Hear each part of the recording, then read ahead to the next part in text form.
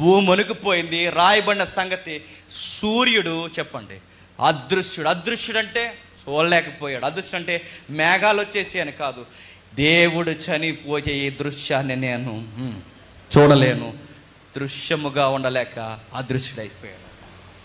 సూర్యుడు అదృశ్యుడైపోయాడు, మేఘాలు కదిలిపోయాయి, భూమి కదిలిపోయింది, సమాధులు తెరబడ్డాయి. సమాధులు తెరబడ్డం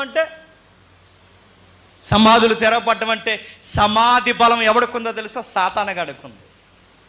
వాడికి పాపం అంటే బలం, పాపానికి బలం మరణం. ఈ రెండింటిని బలంగా చేసుకునేవాడు సాతానుగాడు ఓడిపోయడానికి సింబల్ ఆ రోజు సమాధులు తెరవబడ్డాయి. సమాధులు తెరబడితే ఎలా ఉంటుందండి?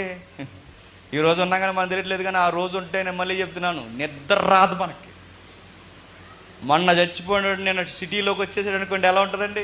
క్లాస్కి వచ్చేస్తే ఇక్కడ బైబిల్ స్టడీకి వస్తే